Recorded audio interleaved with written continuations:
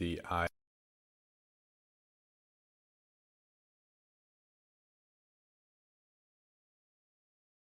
Spotify. Today's episode is about practice. Practice and the art of self-cultivation. Practice here refers to a conscious of cultivation. Now, this could mean ritual practice as in your morning meditation, morning routines, but in each and every moment you are always practicing something. There's some action taking place in your life. And the whole art of practice is that you, in a general system, begin with a morning and evening practice, check-in points that set the tone for your day, that help to program the subconscious. But it evolves so that you're always practicing something. This is a higher level of practice than you may begin with, but this is in some sense the goal. It's a higher level of consciousness that is offered through the dedication of you putting your time and effort into practicing. And this is what I really want to speak on, is how beautiful, how fun, how stimulating practice is. So I've been practicing my whole life, but I've really developed the art in the last 5 years. I spend at least 1 hour in the morning, 1 hour in the evening, often longer, and often several hours, 1 hour here, an hour there. So about 2 to 4 hours for the last 5+ years of doing some kind of conscious process or practice. There's been a lot of yoga, the complete system of yoga, so not just the physical movements of asana, but meditations and breath work. But this could be inner work of any kind. This could be free writing for me. This could be other forms of exercise as well, not just mixed mind body arts like qigong, but other martial arts. But it's a dedicated time for self-cultivation. What am I cultivating in my life? I have Taoist and tantric sensual kung fu practices. How am I cultivating myself as a lover? I have cultivation practices for when I perform martial arts. How am I cultivating myself as a warrior? There's a real conscious process here of determining what you want, who you are, which archetypes or energies you're embodying, and how do you best rise to the standard you want to live at so that you can best embody those archetypes, which is a form of self-realization. They're active within you. They're roles that you are walking into playing. And how can you have fun with it? There's a system that I use, and I feel like if you're going to have a practice, work with a system, work with a good developed system. This is something that I help people with in holistic coaching. And this is something that I've learned off of many great teachers and many great systems, such as the yogic system and the 8 limbs of yoga. The 8 limbs of yoga is a multi-step process of achieving samadhi, or a deep state of absorption of meditation, which is yoga, which is the true yoga of union. There's a place beyond body-mind where an individual and their consciousness can come in contact with a unified experience, also known as the soul. But we're not going to get too deep in that to take us off the topic. This system is developed with that highest purpose.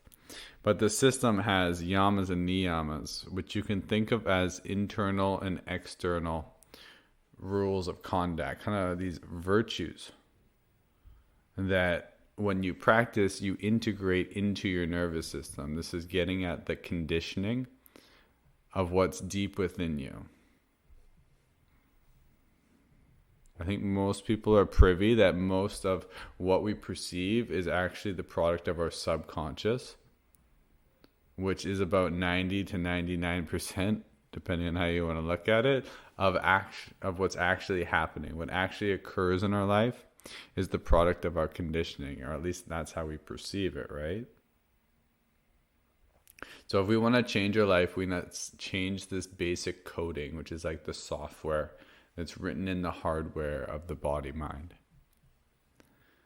If we want to get at that, we want to make it a conscious process, and we want to have it more preferable to the life that we want to live. There needs to be a conscious programming of the old system, rewiring it, and then what do you want to call in? What do you want to be? So there's niyamas, which is the second limb of yoga, and these are the ones that I've been working with. Discipline, purity, equanimity, self-study, and self-surrender. Now, I'm not saying you have to do these in your practice, but these ones have worked with me. So it's like, whatever you do, whatsoever you do, whenever you do it, wherever you do it, you can practice these principles. So in my practice in the morning, how can I develop and offer discipline to what I'm doing? Well, if I'm doing yoga, how can I stay dedicated, devoted to my breath? Devotion and discipline go very well together. They can sometimes go a little bit awry if they're separate.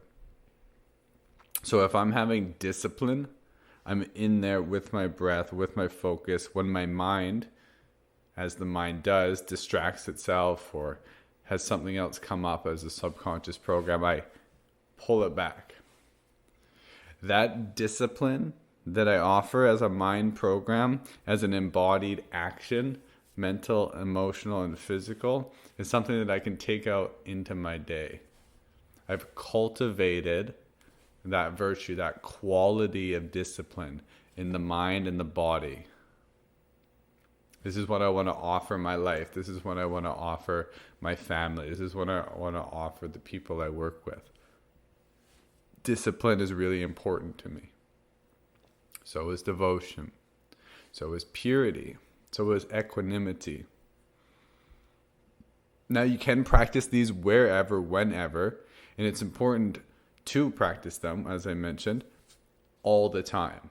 Because you want to practice them so much that you do them enough that it becomes who you are. This is how we reprogram the nervous system. We actually change the conditioning, so it's not something we're practicing. It's not something we have to effort to do. It just becomes who we are. And this is a really magical transition when the effort to be disciplined is no longer there. There's no longer concentration. There's just meditation. There's something that shifts and it actually integrates. That's when it lands. And this could take many cycles. I say cycles and not years or a certain amount of time. Because when conditioning shifts, it's a product of, divine timing. It's a product of the right amount of energy. Not necessarily just a rote amount of repetitions will get you there, because our desire, our will, our surrender to get there is instrumental in how that shifts over. But there is this process, like learning how to ride a bike, of a lot of effort and thinking about all the things. But once you get it, it just flows and you don't have to think about any of them. That's from subconscious to subconscious transitioning. The motor patterns have been learned. So if you want to carry this discipline through your day, take a devoted time to spend in discipline, and then that carries through. If you just try to be disciplined without the practice, it's much harder to do that. The practice primes you. It builds that energy up in you. Same thing with equanimity. And this has been the transition from desiring to be happy into living in equanimity as a priority has been such a fundamental shift. It has opened more doors than I could have ever imagined, because it lets go of a lifelong subconscious desire to seek happiness and to try to permanently be on that upswing, which has an inevitable downswing as we're in a dual world at a certain level of perception. And in this world, highs come, lows come. Highs comes, lows comes. Equanimity is where you can meet yourself where you're at and be at peace. There's a certain portion of you that doesn't have to be simply in the energy of being discomfort, of being uncomfortable, pardon me.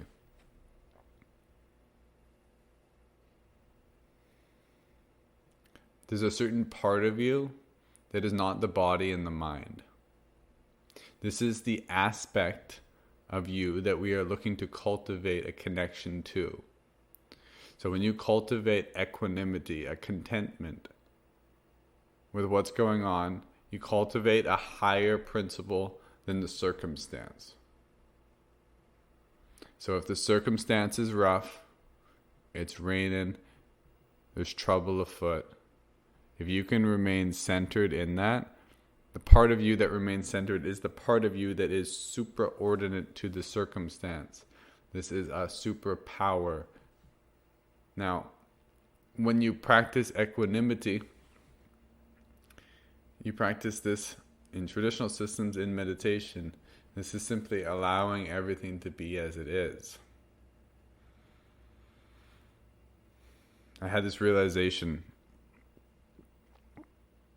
and it was quite shocking when I finally learned how to meditate. And when I say I learned how to meditate, it's that transition point where it was no longer an effort to meditate. I could sit, and sitting wasn't something that I had to force myself to do. I didn't have to set a timer. I didn't have to say, oh, I should meditate because it's good for me. All those systems and programs and encouragements fell, and I enjoyed sitting. And then I not craved in that traditional crave sense, but there was a natural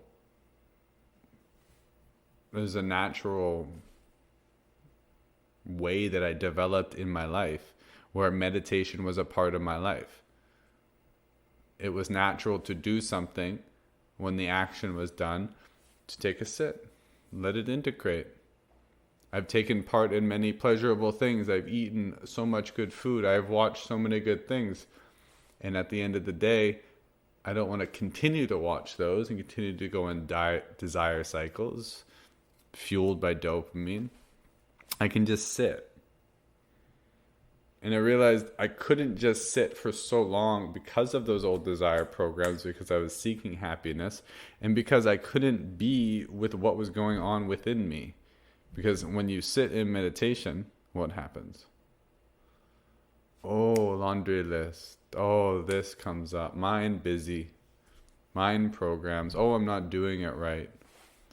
Oh, what is discomforting? My back hurts. My knees hurt. My body hurts. Oh, I'm not in shape. One thing after another. Well, yeah, it's not going to be easy to sit. But the meditation is not to perfect complete silence, perfect body, perfect health. Sure, those are reasonable things to strive for. Meditation is equanimity. It's awareness of what is. And when you practice in that way, you can develop a relationship with those thoughts. Know the feeling of those thoughts. And know what's really going on, because there's a lot of self-love pieces. That's how it was for me. It was hard for me to sit with myself because it was hard for me to feel who I was, because there was all these worries and unprocessed emotion and negative body judgments and thinking I had to do something because stress, money, whatever it might be. when I was fully able to surrender and realize that life is happening for me, from me. I'm the empowered one who is in charge of my life. I don't need to control everything outside of me, which means I have time and space, and I can make that time and space to just take it easy, because this is part of staying in harmony with truth, with Dhamma, with the Dharma. Staying in truth with the universal laws. And we stay in harmony. I stay in harmony. When I'm balanced, I have effort in my life and I have ease. I have external activities and worldly affairs that I'm a part of, and I have an inner spiritual dimension, inner work to tend to as well. My body needs movement and it needs stillness. Desire cycles, dopamine, good. Relaxing, staying content, meditating, serotonin, good. There's a balance there.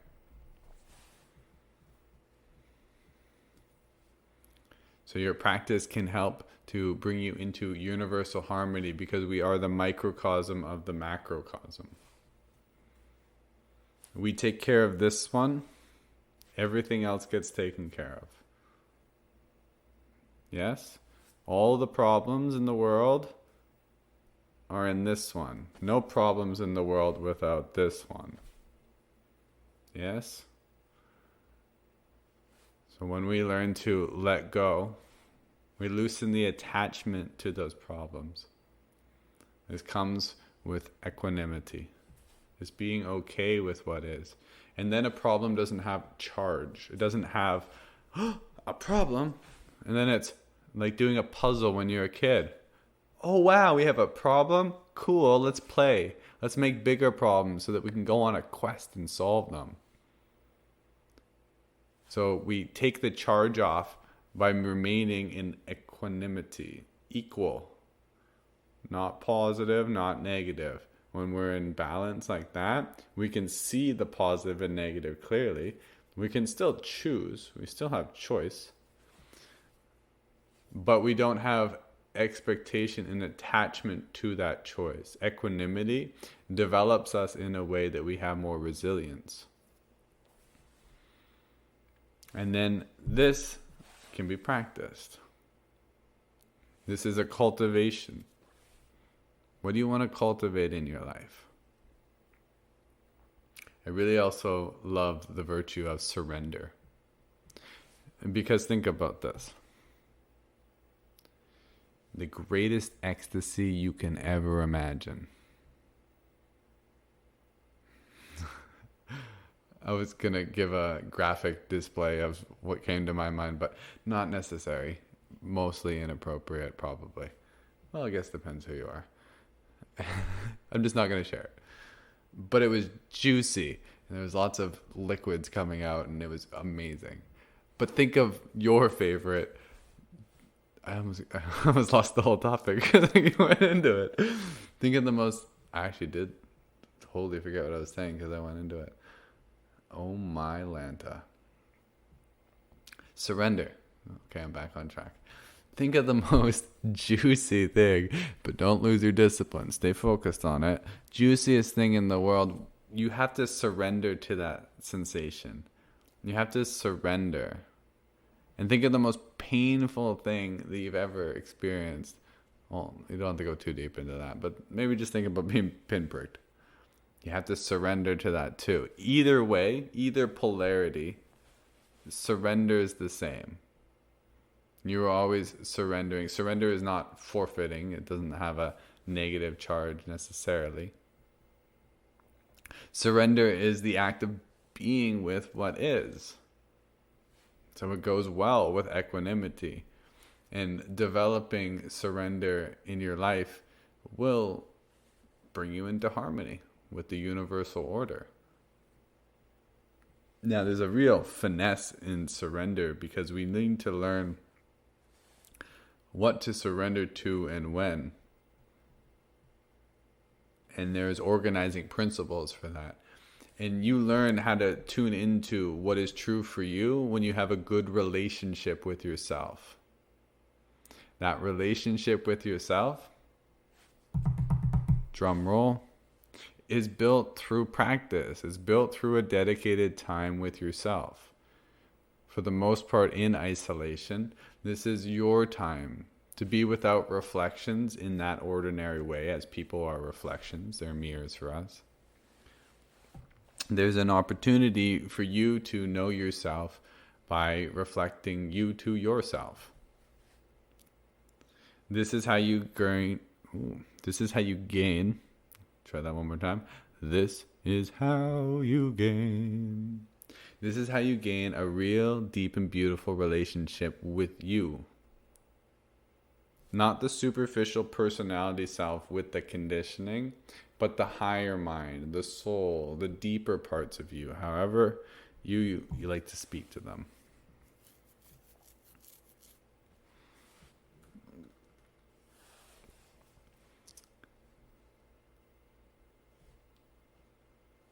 I think it's important to go into this little piece here. My understanding, or the software program that I'm operating in, is that I'm creating and choosing my destiny. That might be resonant. That might be your lived experience. That might be something you believe but are not actually acting on and embodying. Wherever you fall in that spectrum, doesn't matter. I'm just presenting those things because, well, it's good to present some things so that you can see where you are in that spectrum. And in saying that, the way that I see choice is that I am choosing. I am choosing what I attract into my life. There's a degree of responsibility here. There's a degree of responsibility because if I am choosing to manifest and attract everything in my life, if there's something I don't prefer in my life, I am choosing it, or I have been choosing it unconsciously in the past. And there's no shame on that. There's no need to have that negative story or judgment come up because we are choosing things that aren't preferable. If we're on earth, we're all still working through some karma. So we all got some things, we all got some baggage. That's okay. We're all carrying the load together. What we do is we work with where we're at, equanimity, meet ourselves where we're at with complete love and acceptance. And from that, we have an empowered position to make choices, to choose the state which is most preferable for us to be in. So our circumstances don't matter. Only our state matters. Once again, our circumstances don't matter. What we have attracted or manifested doesn't matter as much as our state matters. Our state is what we choose. If we don't like how we're showing up, how we're feeling, we can change our state to be in alignment with what we want to feel. This changes our vibration. Our vibration is a certain quality of energy, and based on our energy is how we project and perceive the world. If we're in a low vibrational state of negativity, negative emotion, shame, guilt, fear, all the things, we see the world out of that lens. We see the opportunities that are available from the fear mindset. We see things, relationships, from that position. This is our own hell. You don't get sent to heaven or hell. You take yourself there so you can learn. It's a school. It's right up there with the pain doctor, the pain teacher. And I don't mean your old phys ed teacher. I mean the real pain teacher, the big D.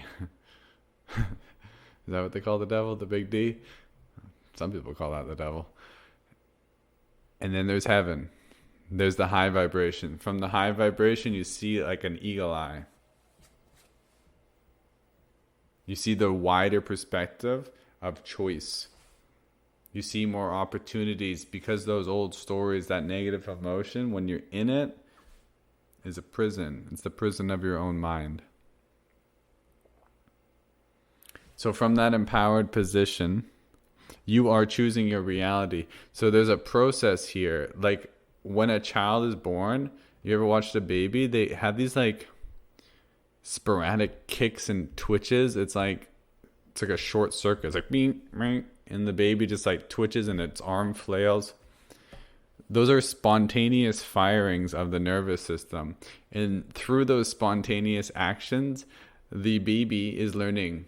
The baby is learning how to move, how to kick, how to crawl. Eventually, it becomes more coordinated and less spontaneous. But you'll notice that you learn the most through that spontaneous movement. That's when a child's nervous system is growing the most, those first few years. And it's spontaneous movement, chaotic movement, because it's playing, it's exploring, it's doing everything it knows how to do all at once. Shitting and crying and kicking and doing all the things at once. And that's how it learns. And then over time, we become more controlled, more coordinated.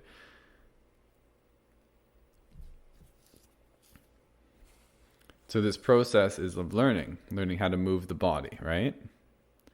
And then at a certain point, we get emotions. And then they're just flailing around. And it's like, oh no, this upset me. I got to listen to emo music here. And my girlfriend broke up with me. And then we learn to control our emotions. Not every time you have emotion, you need to eat a jar of ice cream. You learn some emotional regulation. And then mind. Mind is what many people are waking up to realize that, yes, we can control our mind too. So we don't have to be victim to that mind. So we can sit in meditation and learn to work with the mind. That doesn't mean always control the mind so it does whatever we want, whenever we want it. That's not how this works. There's a relationship there. That's what people often don't know when they start meditating, because it's good to have a fair amount of education and talks around meditation. So if you really want to take it on, it's best to learn in a good way. But back to that point here. So when you have a body, you can control your body, right? To varying degrees. You can move your arms at will, if you have arms. You can move your legs, you can move your nose. Some people can wiggle their ears. You can do all kinds of things. But you can't do whatever you want, whenever you want it. You have certain internal organs which you haven't learned to master. Some individuals have, I'm sure. But you don't know how to, release bile from your gallbladder yet. But it's possible. If the body's doing it subconsciously, you can tap in and do it consciously. They used to call the autonomic nervous system autonomic, and they still do, because they thought it was automatic. Because most of the time it functions automatically. Then we realized we can biohack. I don't really like that term. We can just be in our body, and we can work with our nervous system, and we can shift into parasympathetic consciously through our breathing. So we are learning, as we've come into this body and on this earth, what it is to be human and what we can do. So we're learning how to control our mind. And because our mind is what is actually creating everything, we're learning to let go of the old conditioning, and we're learning new patterns. So from this empowered perspective, that you are consciously choosing and creating your reality, don't you want to have a certain level of control, certain relationship with that? That's what practice is for. Each day you are creating your day. So in the morning, your practice is you're going to create you. You're going to create what you're responsible for, your state. And you're going to bring that into the world, because the circumstances of your day don't matter. No matter how far along you are in choosing the life that you want, some of us are very far along. They're manifested in living their dream every moment, every breath. Doesn't matter if you're that person or if you're going through some challenges. You got a lot of karma you're dealing with. You have a sticky situation with your partners or your families or your finances. It doesn't matter. Circumstances don't matter. Drop those judgments and come back to what you can control, your state. Taking charge of your state means practice. What state would you prefer to be in?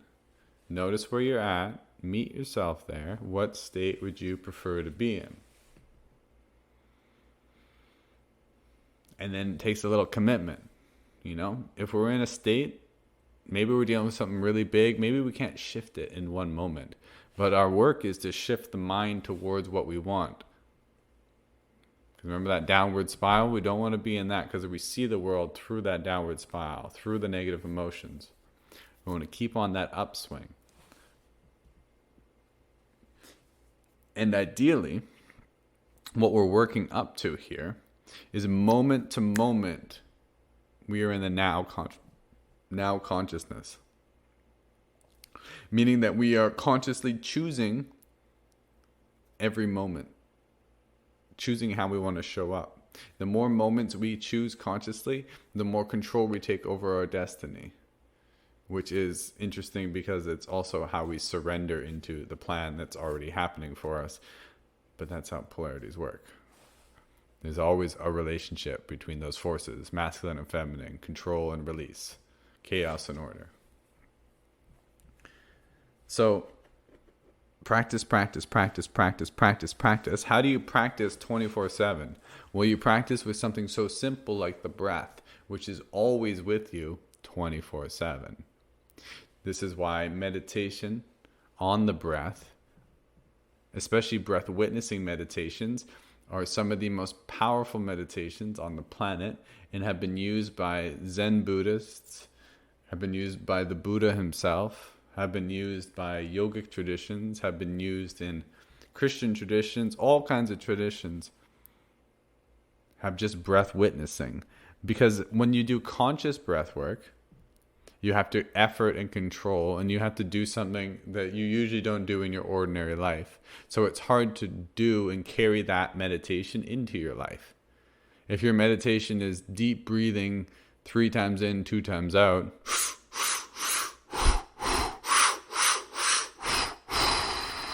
it's great. Are you going to do that all day long? No. Maybe if you're over-efforter and that's how you like to show up to life, but over time, you're probably going to want to eat. You're probably going to want to do things. And it's a little less conducive for that. So breath witnessing is awareness of the breath. You're always breathing. So you can always have a piece of your awareness anchored in the breath, which will keep you in the present moment and out of subconscious programs taking over your life. Because those come up and they pull you away from the present moment. You want mind control, you need breath control. Breath controls the mind. Mind controls the body and your perception. Breath controls the mind. So regular practice of working with the breath will allow you to get in touch with this. I don't even know what to say about the breath. It's the most amazing thing that we have. It's our spirit.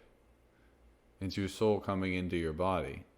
It's the one part of you that you're never separate from. Through all the changes that happen in your body, your breath is a constant ebb and flow. And we share it. We all share it. We all breathe the same breath. One source.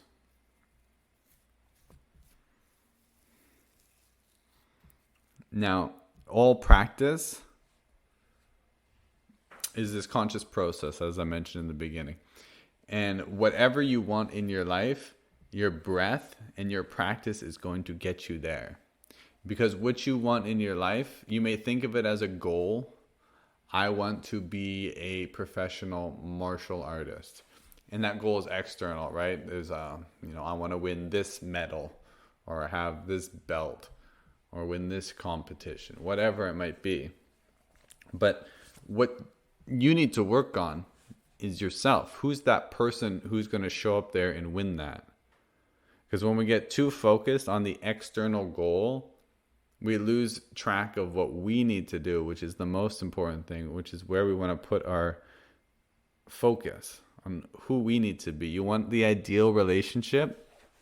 You want to meet your soulmate? Who do you have to be to show up in that relationship? Because maybe you have met your soulmate, but you can't meet them vibrationally where they're at because you're not showing up in the person who you need to be. You can never have the love that you want unless you can be that love. What other goals are there? With your career? Well, who's the person you want to be to show up in that? Just be that person, and then you won't even care about the external reward. This is a great wisdom that comes from a lot of meditative traditions, is do what you do without being so obsessed, perhaps would be a good word, with the fruits of your actions. This is a scientific formula of the universe, is do what is most exciting for you. What is your highest love? Offer yourself fully without expectation. Oh yeah, this is hard, right? I know. Fucking hard. But loosening up that expectation is something that comes much easier with a practice of equanimity. Because much of those expectations are just built into old desire programs. And the more that we can be situated in the self, seated in our meditation, seated in contentment, the less we'll need external things, because we're already anchored in our natural equanimity. I feel like I need to talk about that because it's not very much talked about. We have a natural joy. We have a natural equanimity. These are qualities of your being, but they're a little bit deeper than most people have access to, because they're a little bit more on the surface of our conditioning, which is not to be in deep contentment with what is, but to seek things outside of themselves, because we learned this at a very young age, to cope with things, because our culture was doing it, because that's how we've been conditioned, because we live in a very stimulating world. These things pull ourselves outside of ourselves, and we learn from a very young age to seek pleasure and happiness and to cope with the world through external means, rather than turning within and using our breath, rather than using meditation. So there is a point in your practice where you are deconditioning that desire to always be externally oriented, and you're coming home to yourself and learning to be with yourself. It gets easier and easier and easier. And as this happens, you become more and more detached. Healthy detachment, not ignorant, not paying attention. You become healthily detached so that you're no longer grasping at the things outside of the self. And then it's easier to show up without expectation, because the things you do are naturally coming from your natural joy. A lot of naturalness there. So when you're naturally being natural with your natural joy, everything will be natural. There's no expectations, because you're doing what you're doing, and you're taking charge of what you need to take charge of, your state, not circumstance. So the things outside of you can let them be. You can trust that they're going to happen the way that they're meant to, for you to learn what you're going to learn. Not that you're going to get what you expect, not that you'll get what you want, depending on where your mind is, because it's often our lower mind that is expecting and desiring because of old conditioning. But we have an opportunity to accept things the way they are. Equanimity, breath awareness, take charge of your state. Do something every single day to empower yourself to be the person you want to be, and to show up so that you can show up fully, so that at the end of your life, which could be any moment, the end of your day, which could be your last, show up willing to die. This is like the best test you can have. If you're really honest with yourself, can you die now? Sometimes you can lie to yourself, and you have to get put into a near-death experience, or actually have a near-death experience where you leave your body to actually figure it out.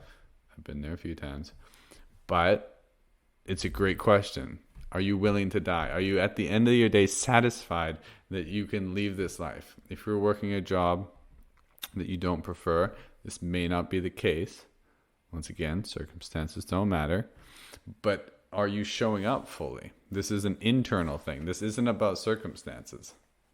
Are you showing up in a way where you could die at the end of the day, at the end of the breath, and be completely satisfied. Show up fully and totally. How do you do that? You need to awaken your body. All the muscles, all the joints, the nervous system, your emotional system, your mental faculties, as best as you can, your full potential. Bring it every day.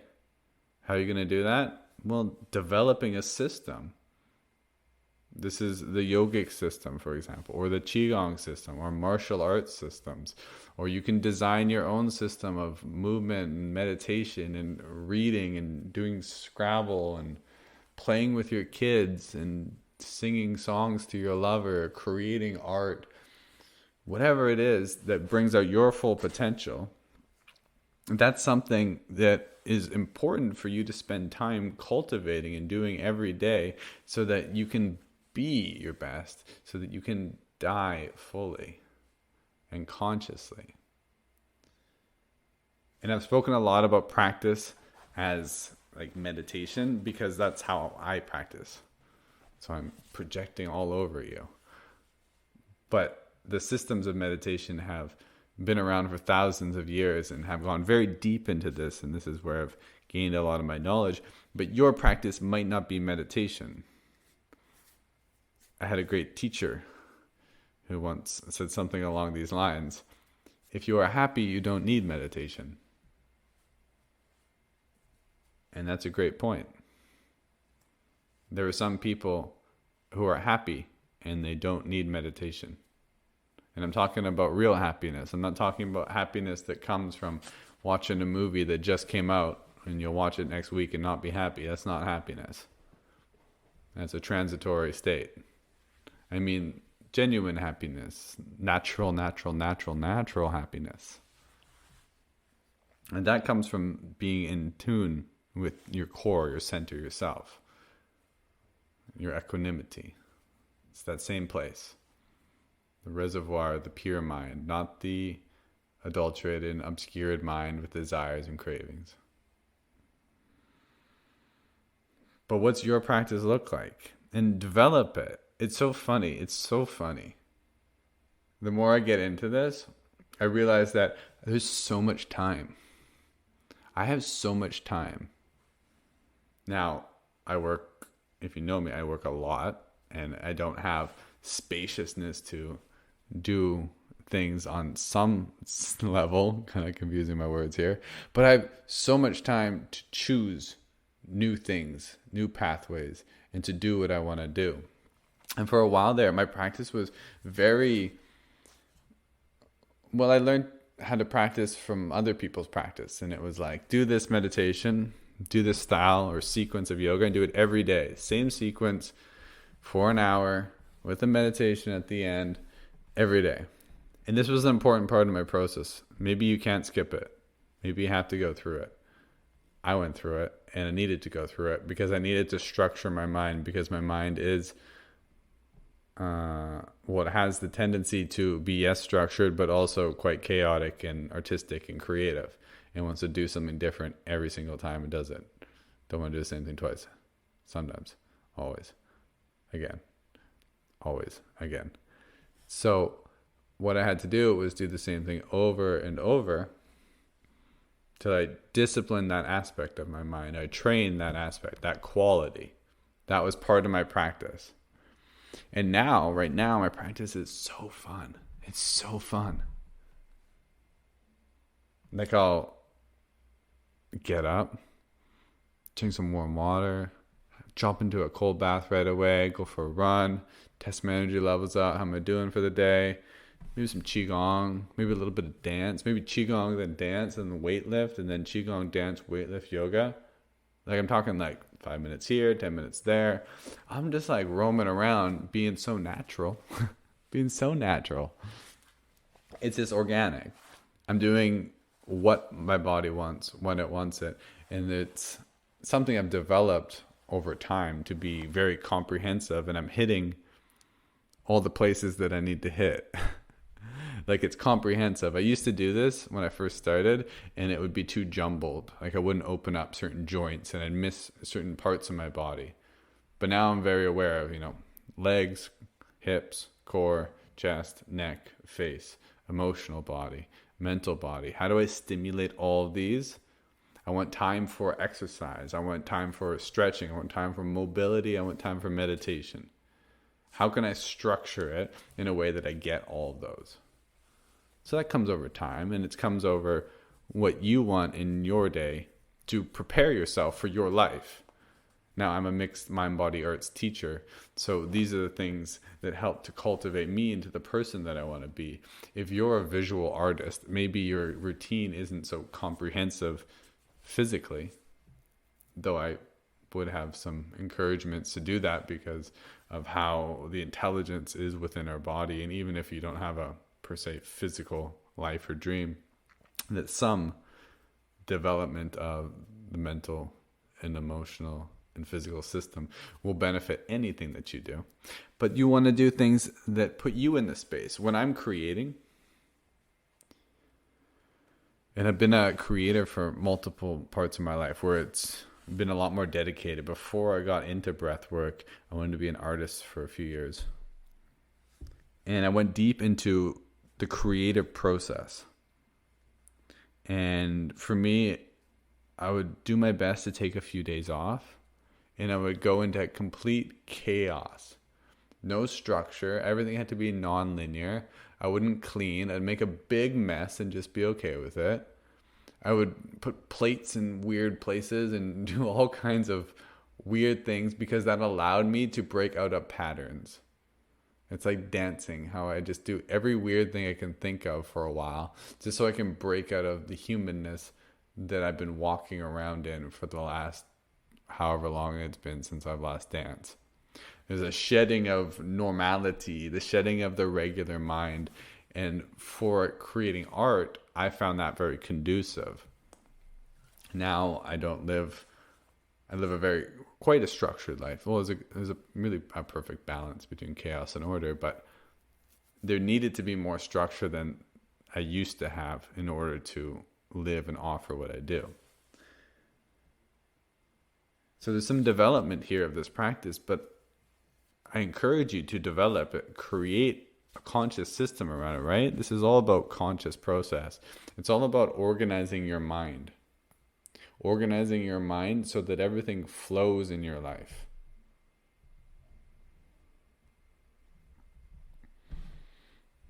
The last thing I'll talk about today is sexual practice. This is an area, when people learn about it, it's often like, duh. If you want to perform, you want to practice for it, right? Most people don't practice to perform during their lovemaking. And I'm overgeneralizing and mostly speaking for males, which I'm a little bit more connected to because I have a penis.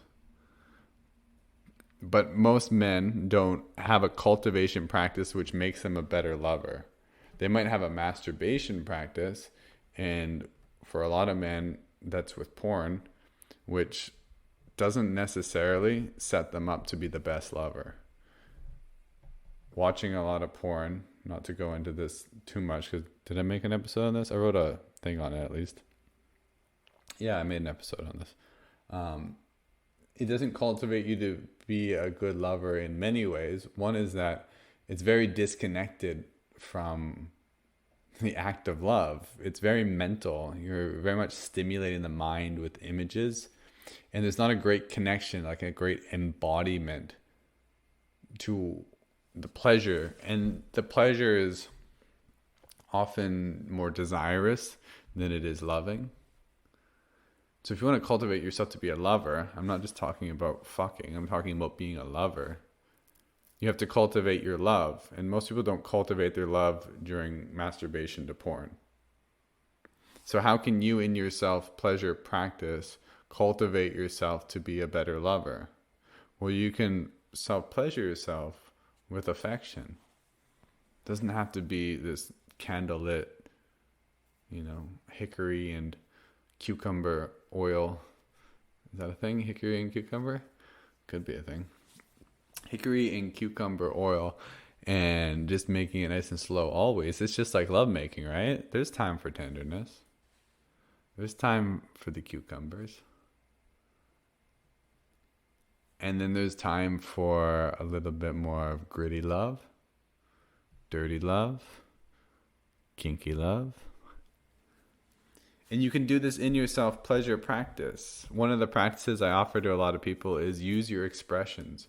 You can orgasm without ejaculation. You can orgasm without touching yourself.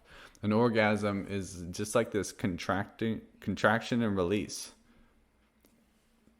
If you do it well, the body can release. Contract and release, contract and release. You can do this with your breath.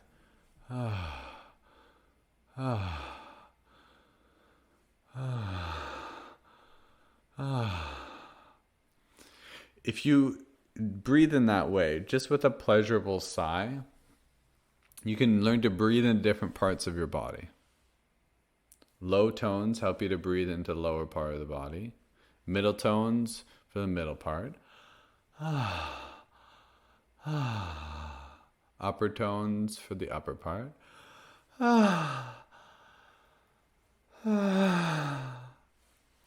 And as I'm doing this, I'm coordinating contractions and releases. As I exhale, I contract a body part, say like the sex organ. And as I inhale, I expand it with relaxation. Contract, exhale. Inhale, relax, expand. You'll notice if you follow this meditation and do it well, and there's a lot more I could share, but we're not going to go over the whole meditation in this video, you can contract and relax and bring more energy and attention to different parts of the body. You're building the nervous system here. How much sensation, how much you can feel depends on the mind-body connection. It's not just that your nervous system is hooked up and you're good to go. You're done. You're a human. You're finished. Yeah, you're past 13. You're all grown. No, it's that your nervous system is continually growing. Something I thought about the other day is that you can't receive the love of the universe in its entirety. Not in this physical body. Your nervous system couldn't handle it. You would die. Actually, when you do experience the totality of love, you will be dead. But what we do is we learn to become stronger. And one of the things that makes the nervous system stronger is pain. This is why heartbreak and love are so tied and tied. They're double tied with a double knot. Together forever. Because pain grows the nervous system to become more strong, more centered, more sensitive, so that the next time you open your heart, you can let more love in. And we're always growing our nervous system. And when we breathe into it, we grow the nervous system. This is how the mind and the body connect. This gives the nerves energy, fuel, so that they can grow. Brain-derived neurotrophic factor. This is what allows you to grow. And by breathing, expanding and contracting and feeling parts of your body like your genitals expressing pleasure, opens up the biological pathways of pleasure. This becomes more wired in the system so that we can move into greater states of pleasure and bliss. Once again, not necessarily related to masturbation or self-stimulation or touching the body anyways. Natural bliss. This is key with all Tantra and Taoism and many of these arts. There's a natural sense in which we can find all the pleasure that we think we want in others, that we have been desiring in others. We can find that in ourselves. You think I've been single for 5 years and I wouldn't have found all these things? That's the only way that I've done it for 5 years. Because we have everything we need within us. Every time that I get lonely, every time that I'm like, oh, I'm desiring women, oh, I'm doing this and that, what happens is I find a way in my practice to give myself what I need. And this allows me to become more strong as a person and to give my love more wholly. And then when I do find those things, or when I do eventually find a partner, perhaps, that I'll have all the love to give. Because when you're a lover and you don't need sex, you can actually show up to sex in a good way, because there's no expectation there. You can actually give love because you have a full cup, because you know how to fill your cup. If you are self-pleasuring in a way that doesn't fill your cup, you're going to look for somebody else to fill your cup, or to get in those places where you're not getting. You know how to give yourself what you need, and you have everything you need within you. Then you can show up in that way. So how do you develop your sex love practice? Your sex love, your masturbation practice, your self-pleasure, whatever you want to call your playtime, cultivation time. How can you do it in a way that sets you up to be the best lover? I'll most likely, if I remember, make another video on self-cultivation practices if that is something that is wanted. Maybe I'll wait for a response to hear that people actually want that. And then let's round off this conversation about practice with a little bit of a review, as best as I can remember, ? So in this episode, I talked about practice, the value of taking part in a conscious process where you cultivate yourself, where you empower your choices to choose what you want. Practice is best done in the morning and in the evening, because that's when our subconscious is most open. We live mostly from our subconscious conditioning, so we want to get on top of it in key points. When we set the tone of what we're practicing, we can practice it throughout the day so much easier. What are you inviting in? Discipline, devotion, humor, joy, whatever it might be. Practice it. At least 20 minutes. At least 20 minutes to really solidify that state with dedication. You have to show up mindfully. The work is inner. Even if you're tired, you can show up mentally as best as you can over time. Like putting things in the bank, 1 cent at a time. Practice what you practice, and practice it throughout the day. This isn't about performance. This isn't about getting somewhere. This is about you have an opportunity to choose your life and to cultivate who you want to be. Show up for yourself. You can take control of your life when you do this.